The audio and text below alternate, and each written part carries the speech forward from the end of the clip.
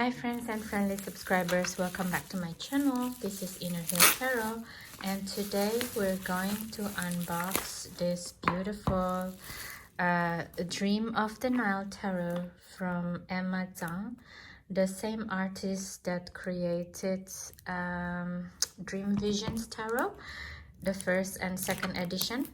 I have also this deck unboxing in my channel as well if you want to check it out. But today we're going to do the unboxing of this one, Dream of the Nile tarot. I backed this deck in Kickstarter way back when. I think it's like earlier or mid in summer. It comes with all of these beautiful stickers, which is I'm really grateful for, and it's quite cute. So let's see. I have a little bit of beef with this deck actually, but let's see how the unbox goes first and if it's really worthy of talking about later. So this deck is like unlock the ancient memory and wisdom within you through Dream of Nile.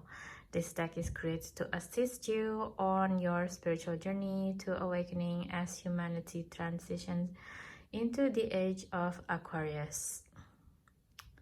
So it's okay. Each card transcends time, drawing energy from the mythology of Kemet, ancient Egypt, and its ancient wisdom, which connects humans, nature, and the universe. Never forget, you are divine, you are light. Dream Visions Tarot, you see?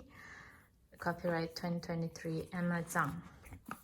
Okay, let's see what's going on inside.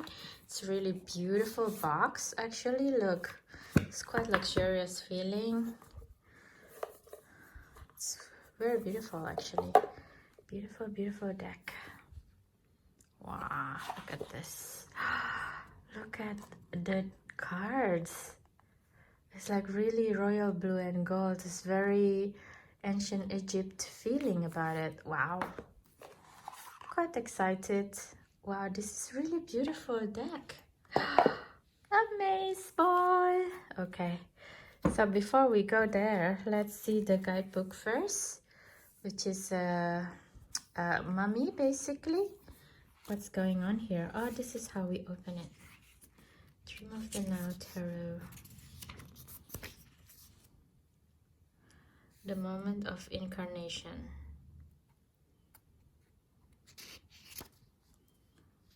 Okay, this. Oh, so it goes straight to the understanding. There is no forward or anything. Okay, so it's better to just go straight to the card unboxing and flip. I mean, we already unboxing. We go straight to the flip through then. All right, so this is the back of the card. So majestic. Look at this card. Oh my god, they're amping the amp, huh? The what do you call it, the indie deck maker, which is good. Anyway, let's go through it. Initiation with Horus. Wand. This is like a dead person, dead pharaoh, and it goes into the reincarnation as a soul. So beautiful, this card. Though as the magician, of course, because he's a Hermes as well, the magus. The priestess. This should be Isis, no? But this also can be Nut, the goddess of the night. I hope it's Isis with the blue lotus here. Recently, a lot of, not a lot, but I got another deck also called Wonder Tarot that's put on a lot of different plant medicine in the cards. It's so well connected with me. So happy about it. The Emperor. Wow, what god is this? So beautiful. This deck is quite nice actually. It's like Amun-Ra with the Aries. So beautiful. look at the Orion with the Hierophant. It's very serious, I think, because they believe that their ancestor is the Sirius lights, isn't it? The Egyptian, if I'm not wrong. And this is like with the Taurus here. Maybe I'm wrong. I don't know. I haven't read the guidebook, so. The Lovers. The Lover is the Isis and Osiris, of course, with its with the epic love and betrayal. And this is, I think, their somewhat like their tools, like the wands or something, to call their magic, to use to call their power of their magic or something, I think. Wow, this is really beautiful. I think I'm going to read also from the guidebook, because it says in here, I don't know much about the Egyptian lore, so I'm going to read what this god in here means. And this is the Chariot is, of course, with Horus, because of the Chariot is the soul, and the Horus is the eon of child, which is like very now, the Aquarius age. The most significant deities in ancient Egypt. Look at this. This is like a Cancer constellation, maybe. It's beautiful. And adjustments. Oh, so this is a more like a Thoth tarot base. Of course, it's Thoth, right? The Egypt adjustment with the 8 is like Ma'at, the law of the universe, which is like when Egyptian died, you kind of have to go through her, and if your heart is lighter than the feather, then you're entering the paradise, otherwise your soul is destroyed or something.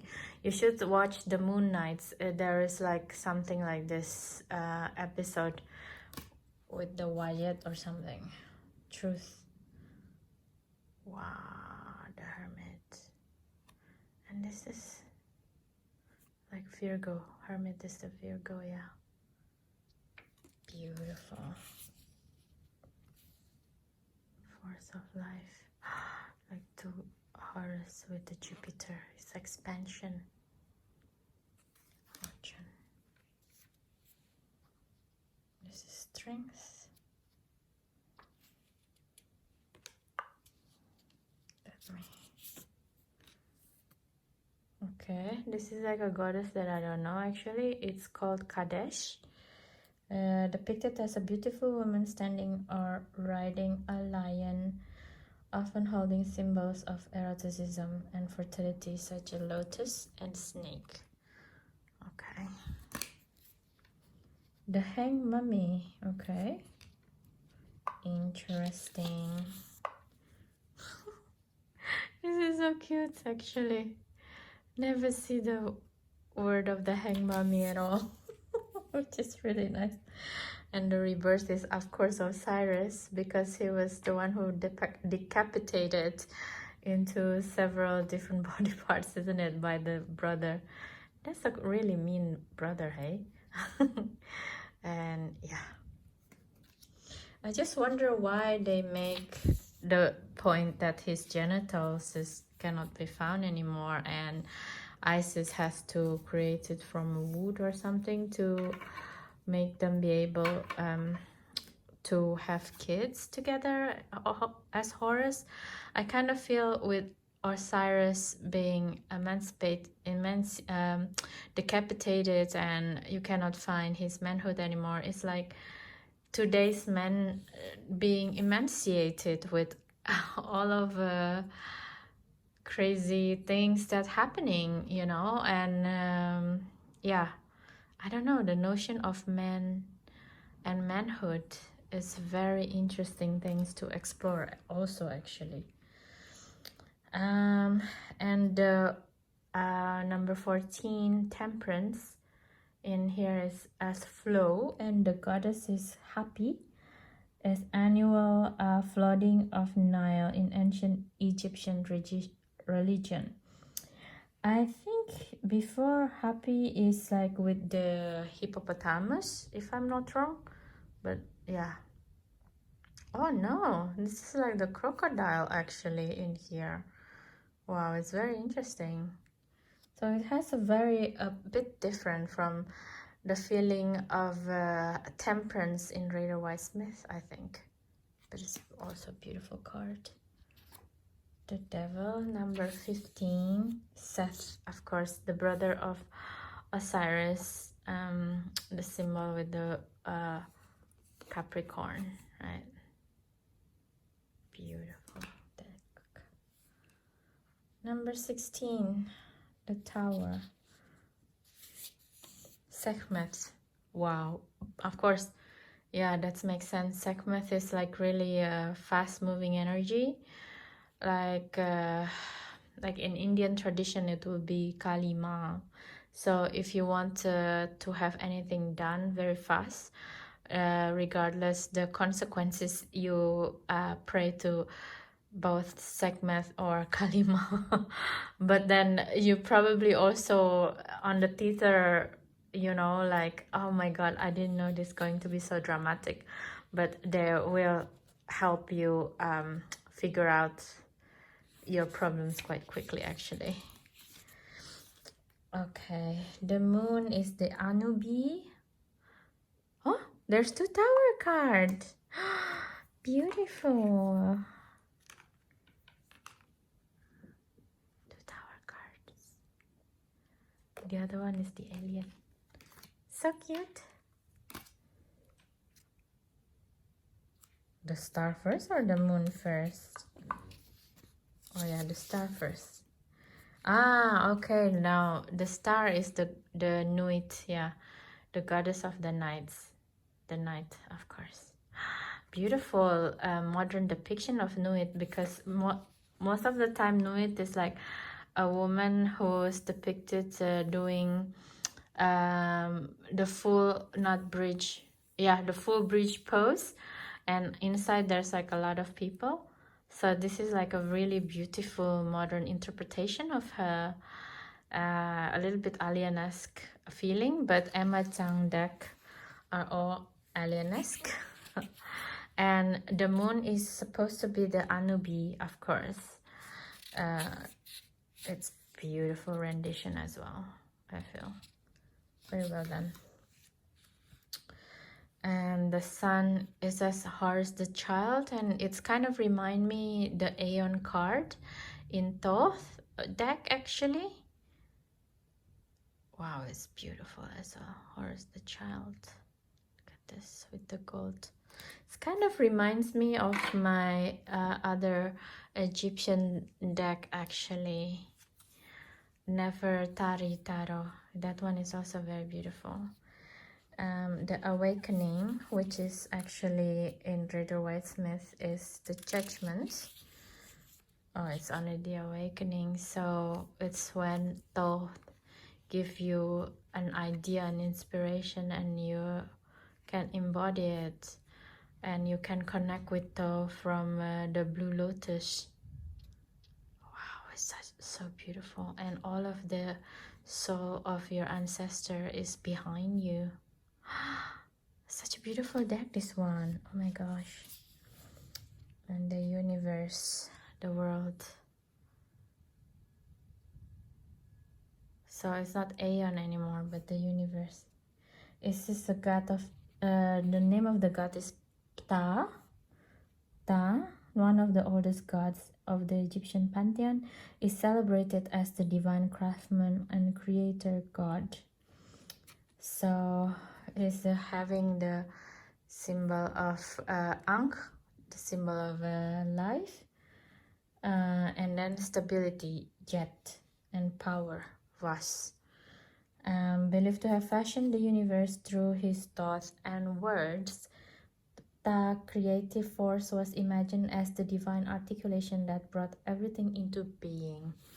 Yeah, it's the same as the Brahma, isn't it, in Indian religion, and in Indian mythology, in Hinduism, it's more Vishnu, actually who's doing that. He's dreaming, and the wording is like dreaming the world into being. It's very beautiful. Okay, let's go to the Ace of Wands.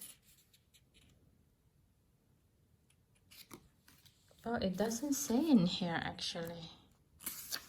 Let's see.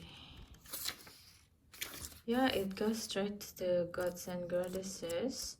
So it goes to the what do you call it? The, how come all of a sudden it's all going out of me? The court cards. Yeah, the court cards first in here. Let's see if we see minor cards. Okay, let's see the minor cards. Okay, there is nobody. Let's just wow, it's beautiful. This is Two of Wands. It's like the Ankh of Life and the Blue Lotus again. They use Blue Lotus a lot there. It seems like Blue Lotus every day. And this is the beginning, isn't it? Three of Wands. Beautiful work. I think this is the lily. It's a bit different. Let's check. Look at this. This is very different from Rider-Waite-Smith, huh? It's like Leo and Saturn. How to balance it. A lot of the Egyptian in here is really about balancing the Six of Wands. It's, look, so beautiful with the Jupiter.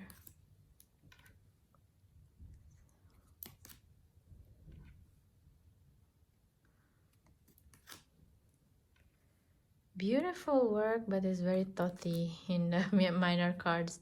I wish there's more scenes. I always love more scenes. That's why I love Rider-Waite-Smith a lot. This is the 10 of Wands, Saturn in Sagittarius, isn't it? Yeah. Okay, so we go to the god and goddesses. God of fire is Atum. Is regarded as the creator deity who brought the world into existence. Is also the deity who ended the world. Okay, so he's more like Shiv in the Hindu mythology. I'm so sorry if I keep bringing Hindu mythology a lot, because in my opinion they're quite well linked in a way, but worlds apart as well.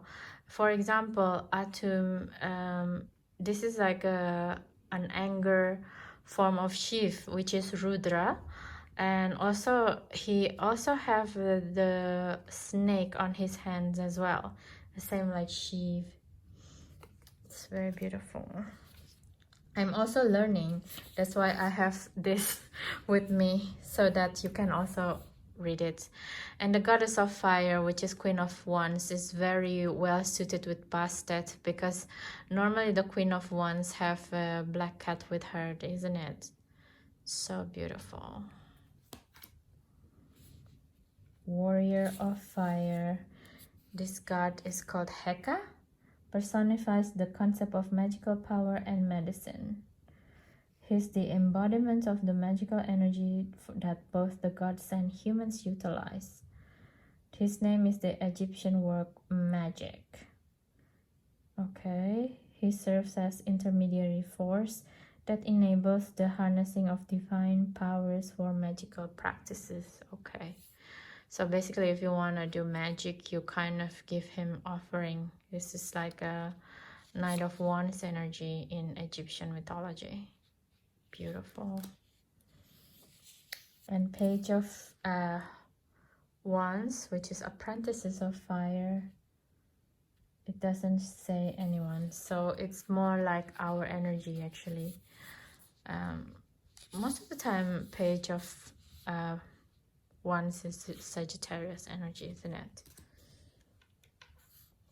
Okay, so this is the Lotus place, or the cups, Ace of Cups. Wow, the Two of Cups is like it's beautiful depiction of Two of Cups, the energy of love. Beautiful. And it's like Cancer energy. Virgo in Cancer, of course. Ah, Cancer, Venus in Cancer. Sorry, not Virgo in Cancer. Venus in Cancer. The home, isn't it? If I'm not wrong. Three of Cups. It's beautiful. Beautiful cards. The cups much better looking depiction, I think. I really like this. It looks very modern. At the same time, it's very ancient. It felt Atlantis to me. Wow, beautiful. The Seven of Cups. Look at this. Not Virgo. Venus in Scorpio, is it? No, Virgo in... no, Venus in Virgo, sorry. I think so, isn't it? Let me see. Oh, they're both in Virgo? Wow, there's so many. Oh yeah, of course, because this is like a water signs, right? So this is our Scorpio energy. All right. The sun in Scorpio. Okay. You see, I'm learning too. Sorry, guys. I looks very unprofessional in this sense. Saturn in Pisces with the Eight of Cups. Jupiter in Pisces. Wow, happiness. So beautiful. Oh, the Ten of Cups. Look, it's all the aligned emotion. This is more like a chakra work because our body is 70% water, right? Mars in Pisces. How to use the breath to align all of your chakra like this is total happiness. Wow. Oh, we didn't have the court cards anymore in here. Okay, that's really weird. Ace of Swords. Oh, beautiful. It's really nice depiction of all the New Egypt and also some alien feeling. Three of Swords. Interesting image. Have to learn more. Jupiter in Libra. Four of Swords. It's resting. It's very beautiful. Even the notion of resting is the death, no? Rest for the soul is the death in the body with this mummy. It's very beautiful, interesting point of view as well. Wow, Five of Swords. It's the spider. Beautiful. Mercury in Aquarius. Yeah. Expanding mind. Leave the troubles behind. Wow, this is really beautiful deck. I'm so happy I get to work with this deck for 2024 because I'm going to work with ancestral energy, not just physically but like in soul level. I feel that, wow, with this pentacle with the flower of life. So beautiful. It's like they found this flower of life in Dendera, I think. Wow. Jupiter in Capricorn. It's beautiful. Look at this card. Wow, it's such a beautiful, beautiful, beautiful graphic by Amazon. Five of Pentacles. Inverted pentagram. Beautiful depiction.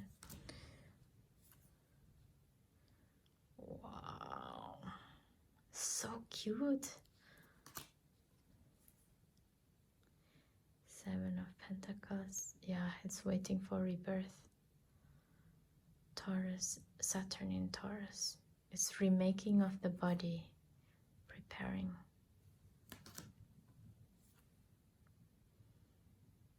Wow, 8 of Pentacles is the Sun.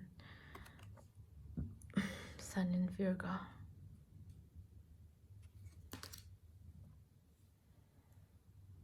Wow. Venus in Virgo. 9 of Pentacles. Beautiful.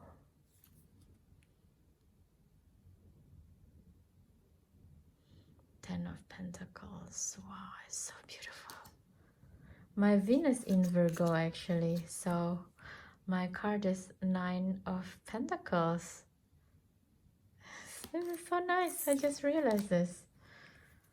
Okay, so God of Water is Sobek, of course.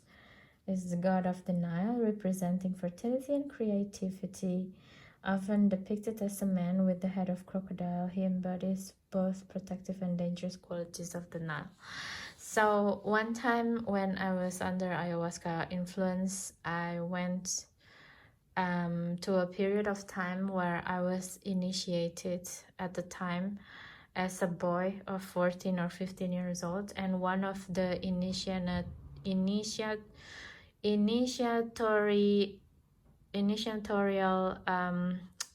things that I need to go through is go underwater. To go inside, there is like an entrance into a pyramid, but then at the same time there's like crocodiles swimming with me. So I was like so scared, and even like sometimes I get to dream, but then in one of the dreams after the ayahuasca, I just facing the crocodile, and the crocodile actually showed me the way to go into the entrance of the temple, you know. So it was very interesting because I didn't continue it within the ayahuasca time. The imaginal images that came to my mind, I just stopped it and I said to ayahuasca, I don't want to see this, I'm scared, because I thought that I'm going to see how I died, because in some of the ayahuasca session I saw how I died, and at that time I was like, can I just enough not seeing these scenes when I died in previous life anymore. So the vision stops, but then it came back as a dream, and the dream is kept repeating until I like, okay, you know what, I would just see how did I die in this iteration of life. And actually they just want to show me that the crocodile, because this crocodile also the symbol of creativity, right? So the crocodile didn't want to kill me, he wanted to show me the way. So I did that and I follow it, and afterwards it's turned into another vision of pink. It's just like everything imbued in pink kind of thing. It was really surreal. So Sobek, god of fertility and creativity, I salute you. The goddess of water is Sotis, which embodies the brilliance of the first magnitude star Sirius, commonly known as the dog stars. And of course, because it's really good to use her as the goddess of water, because that's her floating back to the Nile as the first sign of the Sirius star came back into Egypt kind of thing, or either way around. I think when the Sirius star came back up, then they know, the ancient Egyptian know that the Nile will be flooded again, and life coming back to the area that was gone for like half a year or something. So yeah, it's a harbinger of the new year and the Nile inundation. So yeah, known to be the celestial mother of the morning star Venus, she occasionally manifests as the composite goddess Isis Sotis. Yes. So the warrior of water, Knight of Cups, is Serhet. I hope I'm not butchering your name, God. I'm sorry if I did. Is an ancient Egyptian goddess. Oh, it's a she. Okay. Okay. Often associated with scorpions, healing and protection. If you follow this guy Matthias Di Stefano, that's what he did also. I think he bring the scorpion in like Egypt, or yeah, in Egypt desert at one time. It was never raining there, and he brought the scorpion rain into that desert. That was quite cool. And then he got to do his rituals in the pyramids. Yeah, Matthias Di Stefano, if you don't know, he's big in YouTube, and he's like someone who remember his reincarnation in Atlantis. You guys should check him out. Apprentice of Water, Page of Cups, the purest embodiment of emotion. Yes, with the fish Pisces. God of Air, Anhu, also known as Onuris, is an ancient Egyptian deity primarily associated with war and hunting around Abydos, the god warrior. Okay, so it's the King of Swords. Yeah, he's very solemn. Goddess of Air, Queen of Swords, is Neith, one of the earliest deity in Egyptian mythology, embodying war, wisdom, weaving, and creation. She was symbolically linked to the spider, referred as the divine spinner and weaver of destiny. Also, she is like Faith, the three faiths in Wheel of Fortune normally. Okay, that's cool. It's very interesting that in this deck, the Wheel of Fortune is just said fortune instead of this goddess. Because I think if otherwise there's nobody more suitable for this archetype, I guess. Warrior of Air, Tavaret. So Tavaret is also ancient Egyptian goddess associated with protection and dispel darkness, often depicted as a bipedal hippopotamus with the back of a crocodile. More frequently, Tavaret is equated with Hathor. So yeah, I mean, in that series, Moon Knight in Marvel, in Disney Plus, Tavaret play a big role there. So I think it's a really cool depiction of her as well. She's depicted as someone who's benevolent. Beautiful. Apprentice of Air. Oh, this is a name. There's a name here called Sesha. Literally mean the female scribe, was the goddess of writing in all of its form. Very interesting. Some of the pages doesn't have gods or goddesses, and it's just the embodiment, which is normally it's the warrior, it's the knight's energy that the embodiment, because they are the moving parts of the archetype. But in here is the pages. But then this one page of sword has an embodiment as well. Interesting how different things can be.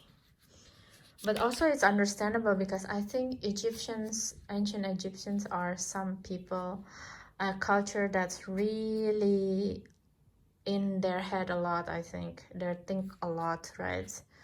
A lot of their rituals is about the next life, so philosophy, they think a lot. So of course the embodiment in the swords energy is quite normal. Okay, so the god of earth, Geb, that's quite apt about it. Deity of earth and a member of the Heliopolitan Ennead, a group of 9 gods created in the beginning by the god Atum or Ra. He was commonly depicted as a man lying on the ground, his body adorned with green vegetation. So it's like guys, Egyptian green man basically. It was like the Arthurian legend or Celtic, it will be the green man, this guy. Okay. And the goddess of earth is the tree goddess.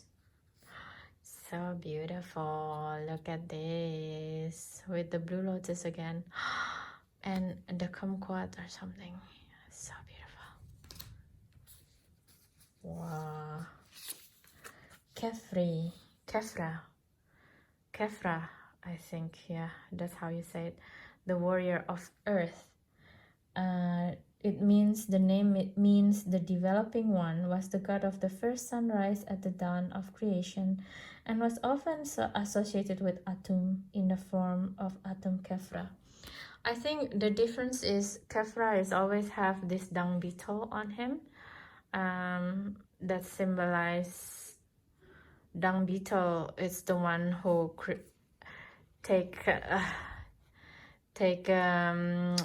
shit basically as their home or something like this, and it's like he can carry things that much heavier than himself.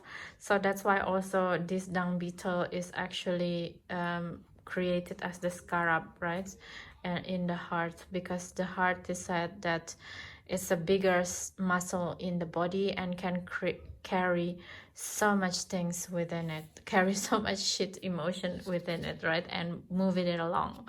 So yeah, he is most commonly depicted as the man with scarab beetle head, as a divine symbol.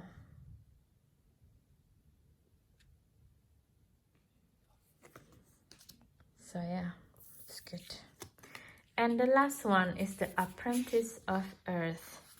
Wow, look at this grounding. And the grounding is not from the feet, but it's more from the solar plexus chakra, which is also, it's like a ritual gesture here. It's very interesting to ground your solar plexus chakra straight away in this sense. Yeah, he doesn't have any name, but it's just an embodiment of apprentices of earth. So that's it for the flip through, which is really beautiful, I think. So I promised you guys of a little bit of a beef. It's not really a beef actually, but it's just, first of all, I think, before I get to that, first of all, I think it's a really well done deck by Emma Chang. I'm really glad I got this deck, and also because it was in the price of a Kickstarter backers. It's much nicer, I think, because the deck is really well done. Even the quality of the cards itself is really good, you know.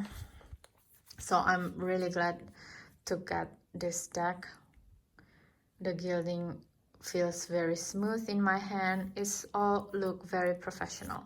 Now, looking at all of this professional work, and from the standpoint of the box, of the guidebook, that is really enough, you know. If you just want to create something that's interesting, this small guidebook is really enough. You don't have to have pages and pages and pages, because we can Google things as well, right? So I think this is really a good guidebook actually. What I'm missing is actually the spread. If there's any spread in here, that would be nice, but I don't think there is. It's only depiction. So I think that is what is lacking from this deck, but I don't mind it because the depiction of the energy itself is quite a lot actually. And this can work as well as a significator card for tarot reading. I love the two towers as well. It's really good. Now, I think actually the production of the deck is quite good. What I don't like about this deck is actually the distribution of the deck, which is Emma Chang. is kind of delegated it into the production house, or actually a distribution center, which is the Vermilion card deck from China, to send it straight away to the backers, which is, to me, it feels like very impersonal, and it felt like I'm buying from a mass market deck, which is in general is actually okay. And I understand, maybe because she's also busy with other projects, she doesn't want to pack one by one the decks by herself. And the Vermilion cards company, I don't know if it's their company or someone else, and the Vermilion is just someone who has the means to distribute it, because they have this Broken Mirror Tarot that I also back it in Kickstarter, and I thought I can combine shipping, but apparently not. So I think there's some really weird things here. I think if you're like a deck creator, you should try your best to help your backers save money, right, in shipping, because then what happens is they will be happy and back more of your decks or buying more items from you, kind of thing.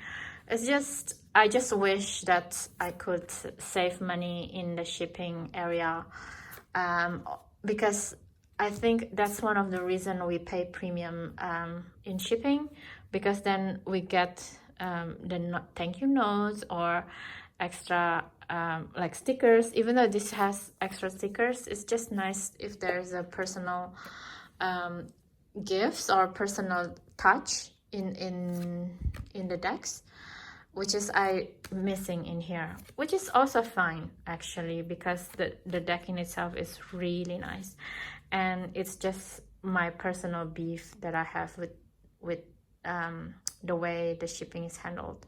But all in all, I'm really happy I got this deck before the year ends, so I can start the new year with my ancestral work in a soul level with this deck, I think. So that's that, and I guess that's it for me with this deck unboxing and review and hot takes.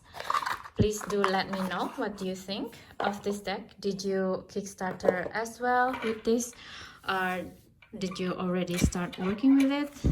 Let me know. Maybe I do the shuffling as well. It's not bad. I don't want to refill shuffle it, but it does looks very nice. See, it shuffle like butter actually. It's very beautiful. Let's just do, what do you have to say for the viewers of this channel, please? What kind of energy should they embody in 2024? The Three of Pentacles. Yeah, work together more, people, and work together with the ancestors, right? So yeah, that's it for now. You have your words from this deck, and please do work with me by subscribe, share, and comments, because that is the best way for you to help this channel further along, so I can keep doing Kickstarter backing, and also to keep reviewing decks. And I hope this video is entertaining for you and can help you determine if you want to work with this deck or not, or you know, share your opinion as well, because that is really nice for me to know. Okay, so thank you so much for being here, and I hope I see you in the next video. Bye bye.